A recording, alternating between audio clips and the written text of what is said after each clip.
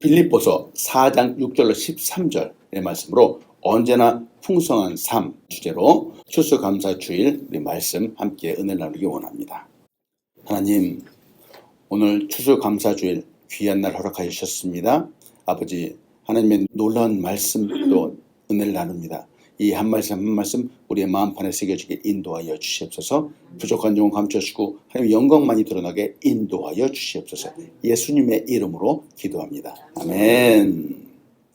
할렐루야. 아멘. 올 한 해 열심을 다해서 살아오신 여러분 한 분 한 분 주님의 이름으로 환영합니다. 자, 우리 옆에 있는 분들과 인사하겠습니다. 해피 땡스기빙 인사하겠습니다.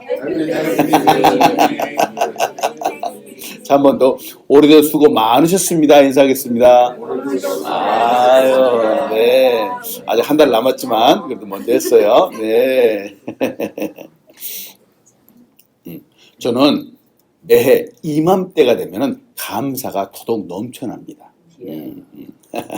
왜냐하면 올해도 어김없이 우리의 삶과는 크고 작은 문제들이 많이 있었습니다. 그렇겠죠. 여기저기 아픈 곳도 많았겠죠. 특히 우리 권사님들 어지러움 가운데 아주 힘들어하시는 분들도 많았었어요. 아유, 그럼에도 불구하고 참 하나님 사랑하시고 교회 사랑하셔서 참 교회에서 예배하시고 함께 은혜를 나누는 그 모습들 너무 감사합니다. 너무 감사하죠. 앞으로도 더 나은 내일을 바라보면서 꿈꾸는 늘 성령 충만한 우리 한 사람 한 사람 되길 축원합니다. 아멘. 오늘 말씀을 시작하면서 한 가지 이야기를 나눠요. 옛날에 어떤 나라에 왕이 있었습니다. 왕이 나라를 다 다스리는데 참 이 왕이 늘 크고 작은 문제들과 씨름하다 보니까 매일같이 골치가 아픈 겁니다. 그런데 한 달에 한 번 자신에게 와서 이발을 해준 이발사가 있었어요. 이발사를 딱 보니까 이발사는 늘 해피한 겁니다. 언제나 행복해 보이는 거예요. 늘 하면서 그냥 콧노래를 부르면서 웃으면서 즐겁게 이 왕의 머리를 잘라줬어요. 이발사 보면서 왕이 물어보는 거예요. 이렇게 늘 행복한 이유가 뭐냐? 그게 딱 물어봤어요. 그래서 이발사가 대답합니다. 임금님의 이발을 담당하는 이발사이기에 너무 보람됩니다. 제가 하고 싶은 일을 하고 있으니 너무 행복합니다. 딱 말하는 거예요. 어우, 이건 너무 좋잖아요. 왕도 기뻐하면서 이 이야기를 다른 신하한테 전해줬어요. 근데 이 말을 듣던 신하가 대뜸 이런 말을 하는 거예요. 왕에게. 왕이시여, 99의 덫을 한번 놓아보시죠. 딱 말했어요. 99의 덫? 과연 이게 뭐지? 그래서 무엇이냐면 이발사에게 그동안 노고를 치하하면서 은화 99냥을 한번 선물로 주라는 겁니다. 왕은 신하의 말대로 은화 99냥을 선물로 주었어요. 갑자기 이발사가 은화 99냥을 딱 바꾸면서 너무 깜짝 놀랐죠. 너무 기뻐했습니다. 근데 문제가 발생했어요. 그 바로 다음 날서부터 며칠 지난 다음에 이 이발사가 생각을 하는 거예요. 얼굴이 굳어지고 점점 어두워졌습니다. 인상이 굳어지고. 왜 그랬는가? 이 이발사가 생각하는 거예요. 왜 은화 100냥이 아니라 99냥일까? 은화 한 냥을 반드시 채워서 꼭 100냥을 만들어야지 하면서 이 은화 한 냥에 대한 욕심이 생기기 시작했습니다. 그때부터 이 이발사는 말이죠, 무엇을 기뻐하지 않았어요. 그 코에서 콧노래가 사라져버리고 말았습니다. 이 은화 한 냥을 벌기 위해서 혈안이 되는 그 순간서부터 행복은 사라지고 불행만이 그 삶 가운데 가득하게 되었습니다. 욕심을 품으면 행복할 수 없습니다. 욕심을 품으면 결코 행복할 수 없습니다. 아마 이 세상에 욕심이 없는 사람들 없을 겁니다. 사람이기에 당연히 욕심이 있겠죠. 그런데 이 욕심이라는 것도 말이죠, 어느 정도 꼭 가져야 됩니다. 욕심이 너무 많잖아요. 결코 행복해질 수 없습니다. 행복의 비결은 멈추어야 하는데 멈출 때 바로 행복할 수 있는 거예요. 물론 더 갖고 싶겠죠. 당연합니다. 근데 더 갖고 싶다고 욕심을 내고 지금 내가 갖고 있는 것에 만족하지 않게 되잖아요. 그때부터 불행해지는 겁니다. 우리의 삶을 한번 돌아봅니다. 누군가 비교하지 않고 또 욕심도 내려놓고 우리의 삶을 돌아본다면 여러분 그래도 제법 잘 살아가고 있는 겁니다. 맞아요. 사실이에요. 그냥 괜찮게 살아가고 있는 거예요. 근데 왜 자꾸 부족하고 모자른 것처럼 보이는지요? 다른 사람과 비교해 보기 때문에 그런 감정이 드는 겁니다. 그런 생각이 드는 거예요. 다른 사람을 보고 나를 보니까 내가 풍성하지 않게 보이는 겁니다. 그래서 그 순간부터 우리는 점점 욕심을 품게 되는 겁니다. 우리 그리스도인이 이 세상 사람들과 다르게 살아가는 방법이 있습니다. 가진 것이 없어도 이상하게 넉넉하게 살아갈 수 있는 방법이 있습니다. 배운 것이 없죠? 배운 것이 없어도 품격 있게 고상하게 얼마든지 살아갈 수 있습니다. 높은 지위나 권세를 갖지 않는다고 해도 존귀하게 살아갈 수 있습니다. 어떻게 해요? 하나님이 나와 함께 하실 때입니다. 하나님이 나와 함께 하심을 믿는다면 얼마든지 고상하게 존귀하게 풍성하게 살아갈 수 있습니다. 우리가 지금 살아가는 이 사회를 물질 만능주의 사회라 그럽니다. 돈 중요합니다. 돈 없으면 못 산다고 사람들이 말하죠. 돈이 최고로 하죠. 가진 것이 많으면 행복한 것처럼 보인답니다. 그런데 하나님은 그렇게 말씀하시지 않습니다.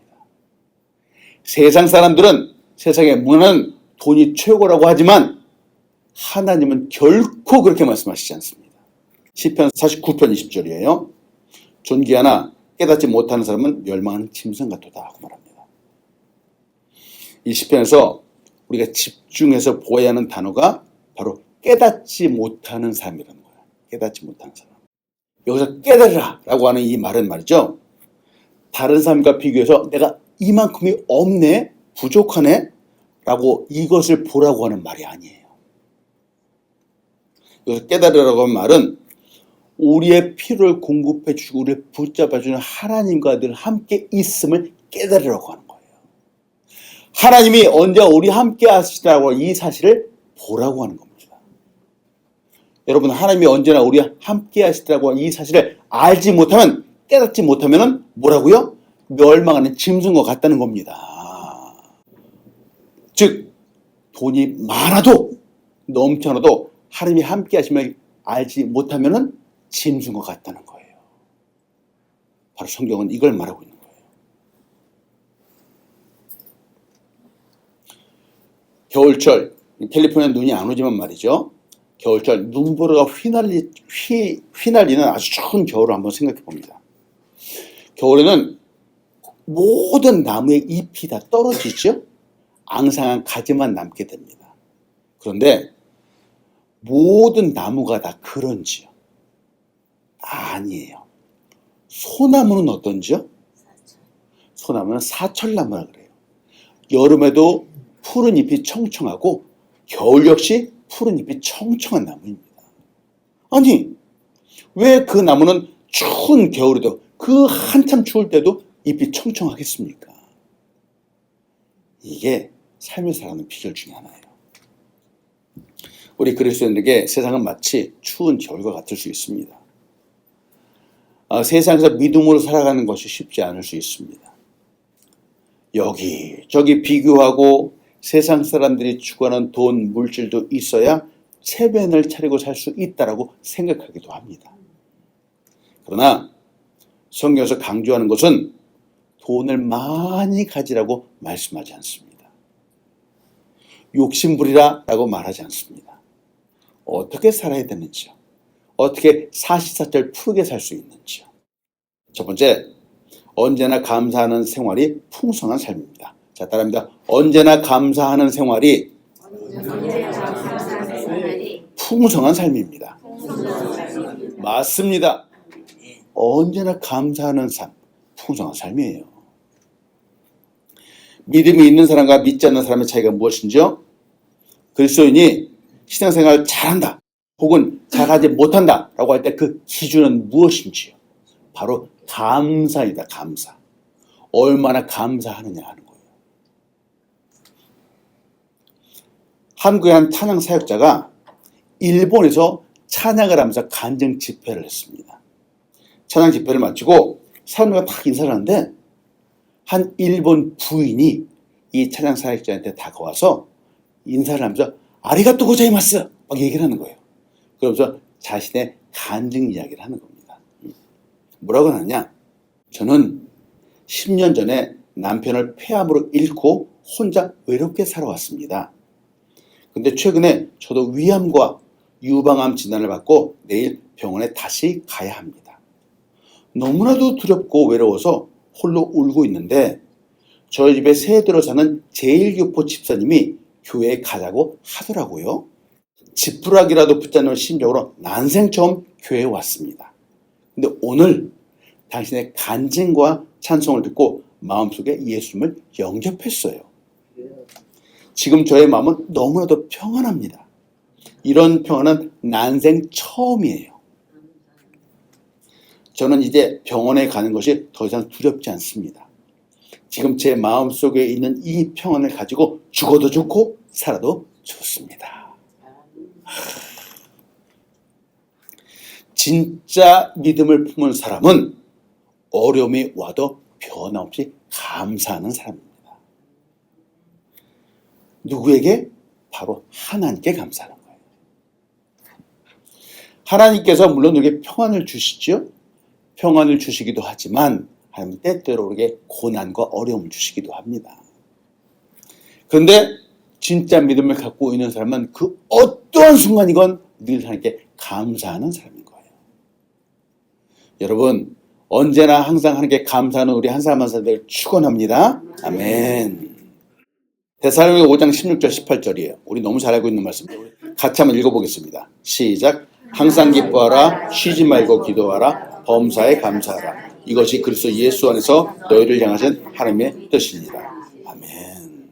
감사해야 하는데 뭐에 감사해야 된다고요? 범사에 감사하는 거예요. 질문. 범사라는 것이 무슨 뜻이라 그랬죠? 모든 일에. 맞습니다. 모든 일이라는 것은 기쁘고 좋은 일뿐만이 아니라 어렵고 힘든 일도 말하는 거예요. 어렵고 힘든 일에도 하나님은 감사하라고 말씀하시는 거예요.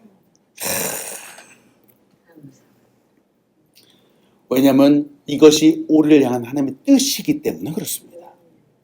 우리를 향한 하나님의 뜻이기 때문에 그래요. 삶이 어려운 분들 많을 거예요. 여러분 그때마다 짜증이 아니라 감사하는 우리 한 사람 한 사람을 축원합니다. 아멘. 오늘 본문에서도 말이죠. 오늘 이 빌립보서 본문에서도 또 이렇게 말씀하시는 거예요. 빌립보서 4장 6절 7절이에요. 아무것도 염려하지 말고 다만 모든 일에 기도와 간구로 너희 구할 것을 감사함으로 하나님께 아뢰라. 그래야 모든 지각에 뛰어난 하나님의 평강이 그래서 예수 안에서 너희의 마음과 생각을 지키시라 말합니다. 여기서 말씀하잖아요. 모든 일에 일이 잘 되어도 기도와 감사. 안 되어도 감사하라는 거예요. 안 되어도. 우리의 인생은 기쁘고 즐거운 일도 있지만 어렵고 힘든 일도 있습니다. 그때 하나님은 우리에게 다른 것이 아니라 감사하라고 강조하시는 거예요. 기억하시죠? 진짜 믿음과 가짜 믿음이 구별될 때는 언제인지요? 시험이 올 때 진짜 믿음 진가를 발휘하게 되고요. 가짜 믿음은 불평과 불만을 하면서도 하나님 떠나가는 거예요. 사람들이 자기는 믿음을 갖고 있는 사람이다 라고 착각하고 있는 경우들이 있습니다. 마치 자기의 믿음이 좋은 믿음인 것처럼 착각하고 있는 경우들이 있습니다. 형편이 좋을 때는 아무런 문제가 없습니다. 근데 자기가 이렇게 바라는 것들이 술술 풀 때는 말이죠. 진짜 산을 옮기는 믿음이 있는 것처럼 보여요. 그러나 이런 믿음은 진짜 믿음이 아닙니다. 어려울 때 드러나는 믿음이 진짜 믿음이에요. 많은 사람들이 갑자기 어려워지면 말이죠. 언제 하나님을 믿었냐는 식으로 하나님께 원망과 불평을 돌리는 사람들이 많이 있습니다. 여러분, 이거 믿음 아니에요. 성경이 말하는 믿음이 아닙니다. 진짜 믿음은 어려울 때도 힘들 때에도 늘 하나님께 감사하는 믿음인 거예요. 여러분, 어렵다고 낙담하지 마십시오. 어려운 분들 위해서 저도 늘 기도하지만 많은 분들이 기도하고 있습니다. 특히 우리 주님께서 주님의 때에 그 기도를 들어 응답하여 주실 것입니다. 여러분, 하나님께 늘 감사하는 우리 한 사람 한 사람 되기를 축원합니다. 아멘. 두 번째, 자족할 줄 아는 삶이 풍성한 삶입니다. 자, 따라합니다. 자족할 줄 아는 삶이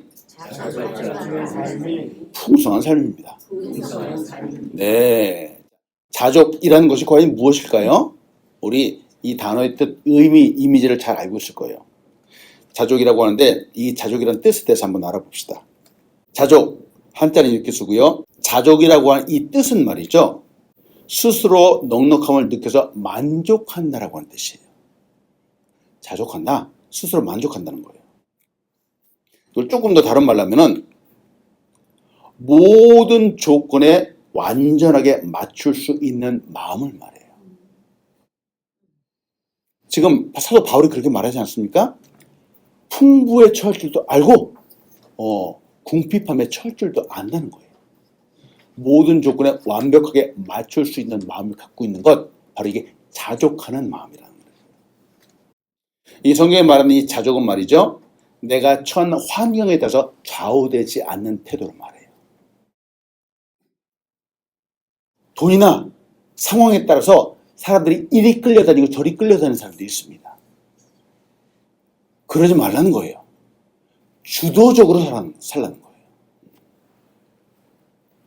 이 자족함을 잘 말한 한 사람 뽑으라면 바로 빌립보서를 쓴 바로 사도 바울이죠. 오늘 본문에서 이 사도 바울은 이렇게 말합니다. 빌립보서 4장 11절로 12절이에요. 같이 읽어봅니다. 시작. 내가 궁핍함으로 말하는 것이 아니라 어떠한 형편이든지 나는 자족하기를 배웠나니 나는 비천에 처할 줄도 알고 풍부에 처할 줄도 알아. 모든 일, 곧 배부름과 배고픔과 풍부와 궁핍에도 처할 줄 아는 일체의 비결을 배웠노라. 바울은 가난해도 거기에 자족하는 비결을 알았대. 풍부에도 거기에 만족할 줄 안다는 거예요. 어떤 형편인지 자족하기를 배웠다라고 사도 바울은 말합니다. 만족한다는 겁니다. 비천에 처하기도 하고 또한 풍부에 처하기도 합니다. 모든 상황에 만족한다는 거예요. 왜? 하나님이 계시기 때문에 그런 거예요. 지금 바울이 이 빌립보서를 쓰고 있는 환경이 참 열악합니다. 지금 감옥 안에서 쓰고 있어요. 이 빌립보서는 옥중서신이라고 해서 바울이 풍성하고 넘쳐날 때 쓴 것이 아닙니다. 감옥 안에서 아주 어렵고 힘든 상황 가운데서 자족을 말하고 있는 거예요. 만족을 말하고 있는 겁니다. 행복을 말하고 있는 거예요. 바울은 그런 상황에서 나 힘들어 죽겠어요. 나 빨리 끊어주세요 라고 그러지 않았어요. 도리어 감사를 말하고 있습니다.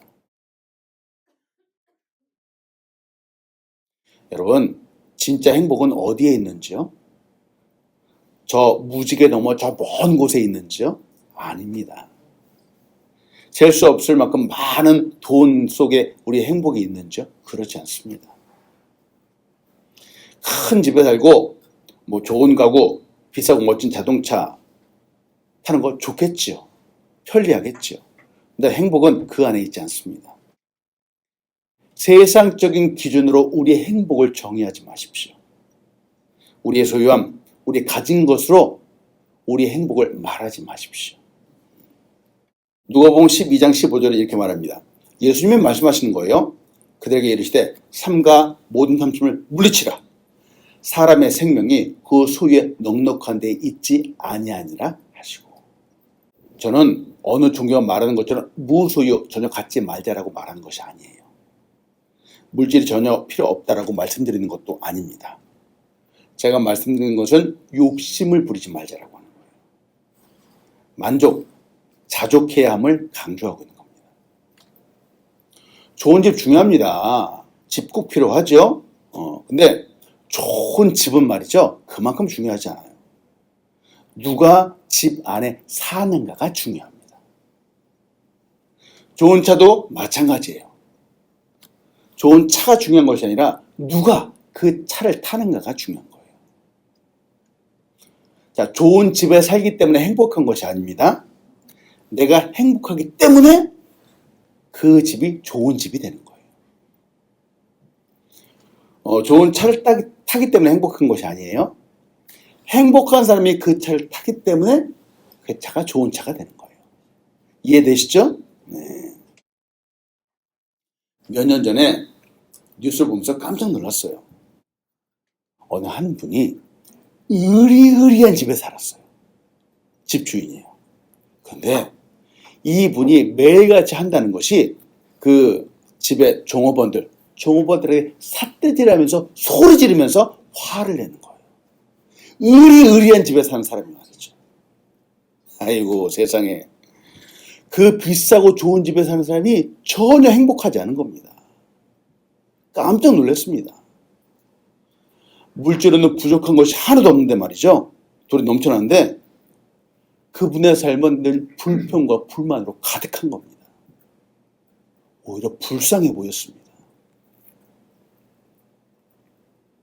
세상의 기준은 비싸고 좋은 집에 살고 비싼 차, 비싼 가방 갖고 있자면 불행한 사람이라 말하지만 아니요, 성경은 그렇게 말하지 않습니다. 때문에 여러분, 나는 저런 좋은 집이 없네, 나는 비싼 차가 없네 라고 여러분 그렇게 생각하면 안 됩니다. 하나님은 물질이나 소유로 우리 사람들을 보지 않으십니다. 그래서 세상의 기준으로 우리를 보면 안 됩니다. 앞에서 말씀드렸던 예화 생각나시죠? 이발사가 은화 99냥을 받았습니다. 너무 풍성하게 넘치게 받았죠. 여기에 만족하고 감사하면 얼마나 행복했을까요? 그런데 그 한 냥 때문에 이전의 행복도 다 사라지고 말았습니다. 욕심 부리다 보니까 말이죠. 갈라디아서 5장 22절로 23절에 이렇게 말합니다. 오직 성령의 열매는 사랑과 희락과 화평과 오래 참음과 자비와 양선과 충성과 온유와 절제니 이 같은 것을 금지할 법이 없느니라. 맨 끝에 있는 것이 절제예요. 절제. 멈출 수 있어야지 아름답습니다. 아무리 맛있는 음식이 있더라도 멈추지 못하면 어떻게 되죠? 이렇게 되는 거예요. 이걸 과식이라 그래요. 과식하게 되면은 체해요. 너무 음식을 탐하는 사람들은 안 좋아 보여요. 아무리 바빠도 빨리 가야 한다고 해서 빨리 가는 걸 뭐라 그러죠? 그렇죠. 과속이라 그래요. 5분 먼저 가려다 50년 먼저 갈 수 있습니다. 과속하면 안 돼요. 음료수도 마찬가지예요. 물론 우리 오늘 술 드시는 분은 없겠지만 술도 이걸 많이 마신 걸 뭐라 그러죠? 과음이라 그러죠. 과음도 마찬가지예요. 참, 너무 많이 마시면 탈 나게 됩니다. 당연하죠. 그리고 짐차라 그러잖아요. 트럭에 짐을 싣는 거. 짐도 이 표준보다 너무 많이 싣는 걸 뭐라 그러죠? 과적한다 그래요. 과적. 이 과적한 차들은 반드시 문제가 생깁니다. 돈도 마찬가지예요. 물질도 마찬가지예요. 이런 것들 많이 갖는 걸 바로 과욕, 욕심 부린다 그래요. 욕심이 과하면은 반드시 문제가 생깁니다. 욕심으로 더 많이 갖고 더 빨리 가려고 하지만 결과는 반드시 문제가 발생하게 되죠. 사실은 자족할 줄 아는 사람이 가장 풍성한 삶을 살아가게 됩니다. 지혜롭게 살아가게 되는 거죠. 자, 말씀했습니다. 주 안에서 나누고 베풀어 풍성한 삶을 사는 우리 한 사람 한 사람 되기를 축원합니다. 주 안에서 풍성한 삶은 어떤 삶이냐? 욕심 부리지 않고 나누고 베푸는 삶이에요. 저는 간혹 세상 욕심장애들이 하는 말을 듣습니다. 뭐냐? 돈 좀 조금 있는 사람들이 습관적으로 하는 말이 있어요. 아우, 돈 쓰기 아까워. 그런 사람들. 돈 쓰기 아까우면 안 돼요. 돈을 잘 써야 돼요. 풍성하지 않은 모습이죠. 자, 다시 말씀드려요. 돈 중요해요. 중요해요. 필요해요. 자, 돈이 필요하다라고 하는 그 뜻은, 중요하다라고 하는 그 뜻은 아까워하지 않고 잘 쓰기 위해서 필요하다는 거예요. 필요하다는 거예요. 잘 사용하기 위해서 돈 중요합니다. 쓰기 아까워하고 쌓아두고 쟁여두기 위해서 돈을 모으면 안 됩니다. 이렇게 되면 그 사람은 하나님보다 돈을 더 사랑하는 사람이죠. 사람보다 돈을 더 소중하게 여기는 사람입니다. 하나님은 나누라고 말씀하세요. 예수님이 이 땅에 오셔서 한 일은 자기의 목숨을 주신 거예요. 나누는 거예요. 사랑을 나누신 일입니다. 잠언 11장 25절에 이렇게 말합니다. 구제를 좋아하는 자는 풍족해질 것이요 남을 윤택하게 하는 자는 자기도 윤택하여지리라 말합니다. 과도하게 아껴도 늘 부족하대요. 근데 구제를 좋아하면 풍족해진대요. 세상은 많이 가진 사람을 부자라고 합니다. 그러나 하나님은 나누고 베푸는 사람을 풍성한 사람이라고 말씀합니다. 이렇게 나누고 베풀 수 있는 방법은 만유보다 크신 하나님 안에 있을 때 가능합니다. 세상의 물질, 소유 가운데 있을 때에는 늘 부족한 것 뿐이에요. 근데 주 안에 있을 때는 나누고 베풀 수 있어요. 내게 능력 주신 자 안에서 나누고 베풀 수 있습니다. 하나님은 크신 분이기 때문에 그렇습니다. 자, 오늘 끝의 말씀, 이 말씀이에요. 빌립보서 4장 13절이에요. 우리 같이 읽어봅니다. 시작. 내게 능력 주시는 자 안에서 내가 모든 것을 할 수 있느니라. 아멘. 여기서 말하는 모든 것은 세상적인 것들을 말하는 게 아니에요. 나누고 베푸는 삶, 감사하는 삶, 하나님의 삶, 하나님의 은혜 가운데 살아가는 삶을 말하는 거예요. 우리 한 사람 한 사람 늘 감사가 충만한 우리 사람들 되길 축원합니다. 아멘. 기도하겠습니다. 하나님, 추수감사절, 추수감사주일을 맞이해서 하나님 풍성한 삶을 다시 한번 보았습니다. 그동안 베풀어주신 하나님의 은혜가 너무나도 많습니다. 하나님, 우리는 세상 사람들처럼 움켜쥐고 내가 갖고 아버지 쌓는 사람이 아니라 나누고 베푸는 삶, 늘 감사하는 삶을 살아야 되겠습니다.